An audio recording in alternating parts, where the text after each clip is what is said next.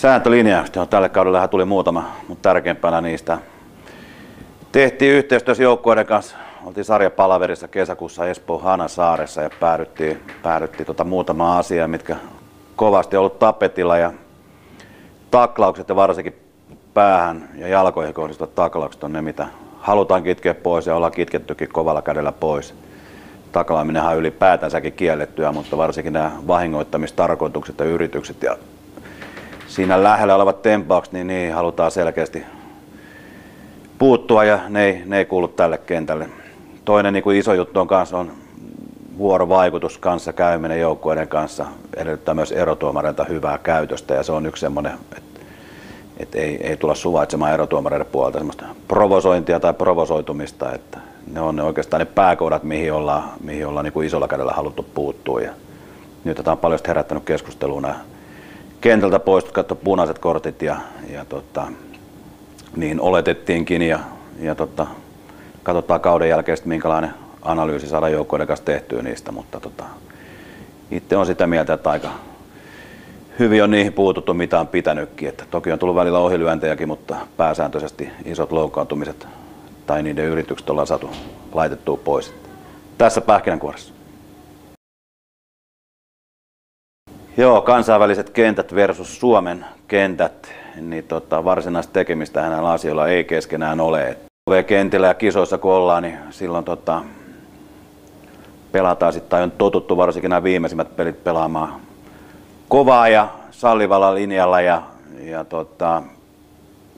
vertailu Suomen kenttä ei oikein käy, että kansainvälisellä kentillä nähdään paljon erotuomaripareja, ketkä on siellä ensimmäisiä kertoja, tulee näistä kehittyvistä maista ja on siellä opettelemassa näitä juttuja ja saa niin kuin haistella tätä salipäinin piiriä. Ja itse näen sen sillä tavalla, että miesten päävalmentaja Petri Kettunen otti tähän kovasti kantaa. Huolestunut KV-linjauksesta versus Suomen liigaa ja itse on siinä kyllä aika lailla jyrkästi eri mieltä, että kyllä meidän linja on aika päämäärätietoinen ja selkeä ja sillä on selkeät suuntaviivat, mihin päästä lähdetään viemään, että KV-linjaa ei mun mielestä voi verrata millään tavalla, että huippuparit on huippuja, KV-kentilläkin yleensä siellä on suomalainen tai ruotsalainen pari, joissain tapauksissa sveitsiläinen ja se on niin kuin KV-linja on sitten loppupeleissä ihan sama kuin meidän playerilinja, että silloin saa pelata kovaa, että varsinaista yhteistyötä me ei tehdä näiden asioiden kanssa, että jokainen maa tekee omia koulutuksia ja totta kai sitten on säännöt, mitkä on luotu sitten tuolla korkeimmissa instansseissa ja kansainvälisen liiton, mitä pitää noudattaa, mutta muuten varsinaista yhteistyötä ei ole eikä sinänsä myöskään eroa, että meillä on ihan hyväksi todettu oma linja, mitä ollaan tehty sitten Salibändiliiton alaisessa koulutuksessa ja niillä mennään nyt toistaiseksi. Joo, Ruotsi linja ollaan aina verrattu monesti Suomen linjaa ja että siellä on kaikki hyvin ja itsellä on vuoden verran kokemusta siellä Superliigassa valmentajana, minkälaista se on se ruotsalainen erotuomarimalli. Ja tuossa puhuttiinkin liiton toimitusjohtaja oli tuossa vierailulla meidän strategiapalaverissa äsken ja suurin ero ehkä on siinä muutakin ruotsalaisessa palloilukulttuurissa, urheilukulttuurissa, että siellä erotuomarit koetaan osaksi sitä peliä, kunnioitus, käytös on oman kokemuksen mukaan huomattavasti paremmalla tasolla kuin meillä, että kaikissa tilanteissa pyritään ja käyttäydytään asiallisesti, ja tosissaan se kunnioitus, vuorovaikutus on hyvällä tasolla ja se on yksi semmoinen iso työ meilläkin, mitä ollaan tuohon otettu. Muuten erotuomarit meillä on myöskin hyvällä tasolla, että kyllä meidän kansainvälinen kärki niin kestää vertailun myöskin Ruotsin kärkeen, että saadaan se iso kuva tasaisemmaksi kuten Ruotsissa, niin hyvä tulee meilläkin ja kovasti me tehdään töitä sen eteen, että tässä niin oikeastaan vertailut Ruotsin suuntaan.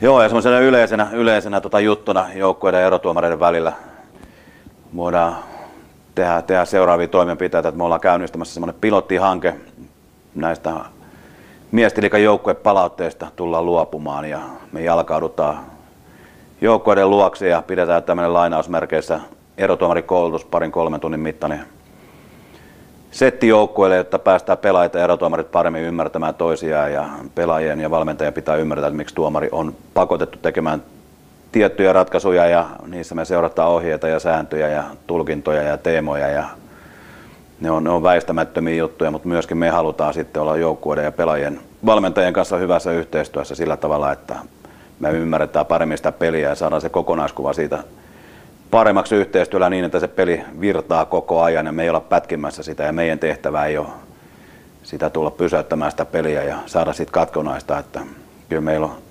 sarja, kuka tilaa meiltä tai tekee meille ohjeistukset ja sen mukaan me mennään ja pyritään nyt sitten löytämään semmoinen yhteinen hyvä tie ja mä uskon, että kaudesta 2016 lähtien niin saadaan erinomainen alku taas seuraavalle kaudelle. Nyt ollaan tosi hyvällä tiellä ja toivottavasti pystytään sitä jatkamaan ja tässä me tarvitaan ehdottomasti joukkueiden apua ja pelaajien apua. Tämä on oikeasti vanha slogani, mutta tätä pitää tehdä yhdessä ja tämä on siinä mielessä peli meille kaikille, että me ollaan vaan auttamassa joukkueita, että he pystyvät esittämään taitoja turvallisesti ja parhaalla mahdollisella tavalla. Että se on erotuomarisektorin tehtävä ja me ollaan nöyriä sen suhteen. Että tehdään yhdessä hommaa.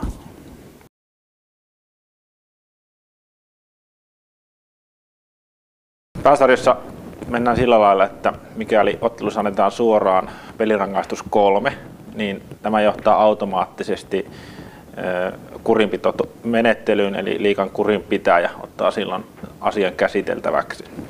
Tälle kaudelle uudistettiin sillä lailla kurinpitomahdollisuuksia, eli joukkueilla on mahdollisuus tehdä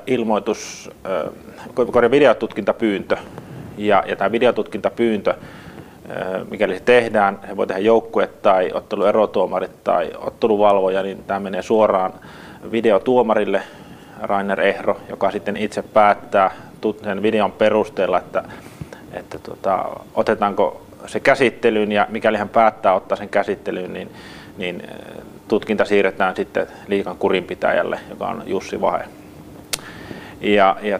Sitten vielä on mahdollisuus tehdä ilmoitus rikkomuksesta, jonka voi tehdä myös ottelualue tai ottelun osapuolet. Tämä ilmoitus rikkomuksesta menee sitten liigapäällikkö Jyrki Poajaselle ja siitä sitten katsotaan, että meneekö varsinaisen kurinpitokäsittelyyn. Nämä on ne kolme oikeastaan vaihtoehtoa, miten kurinpitokäsittelyn tapaus voi johtua. No, meillä on 3 tavoitetta seuraavalle erotuomarivalinnan 3-vuotiskaudelle. Eli ensimmäinen on se, että me aidosti tehdään yhteistyötä joukkueiden kanssa, me rakennetaan tätä toimintaa yhdessä ja päästään niin kuin osaksi tätä salibändiperhettä aidosti.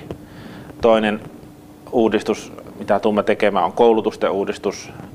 Me tulemme räätälöimään joukkueille erotuomarikursseja, jotka on joukkueiden tarpeiden mukaan ja tullaan lisäämään verkon käyttöä, tullaan lisäämään modernien oppimisympäristöjen käyttöä ja tullaan nopeuttamaan erotuomarikoulutuksessa sitä viheltämään pääsemistä, että aloitetaan hyvin varhaisessa vaiheessa tämä viheltäminen. Että jopa voidaan aloittaa erotuomarikoulutus sillä, että mennään viheltämään ensin harjoituksia ja sitten lähdetään katsoa sääntöjä. Kolmas, mitä me tullaan selkeästi muuttamaan ja parantamaan, on meidän viestintä. Me tullaan olemaan varmasti enemmän näkyvillä positiivisessa mielessä, että uskalletaan myös kertoa negatiivisista asioista. Me viestitään erotuomareiden toiminnasta ja erilaisista tapahtumista.